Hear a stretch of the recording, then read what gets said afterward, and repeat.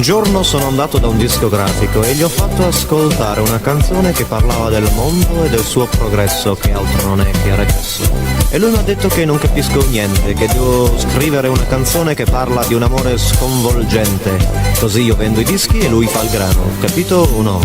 E io l'ho mandato a...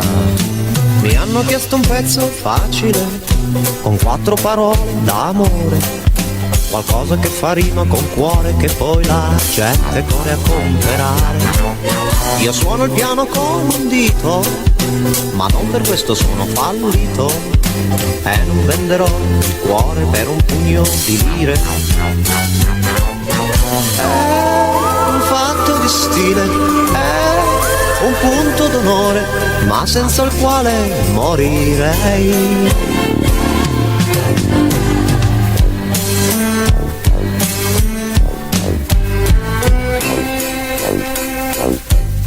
Io scrivo canzoni che sono dedicate a te, vecchio mondo pazzo che sei come un gomitolo di lana,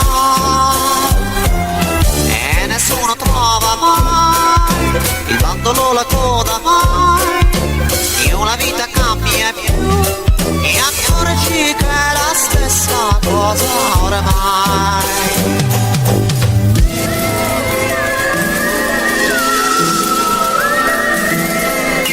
Con i soldi puoi comprarci il mondo, vestirti d'oro e di argento, ma non ci puoi comprare mai il tempo perso, quello mai.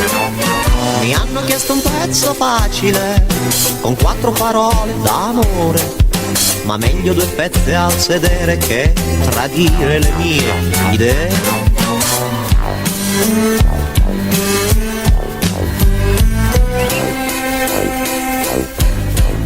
Scrivo canzoni che sono dedicate a te, vecchio mondo pazzo che sei come un gomitolo di lana.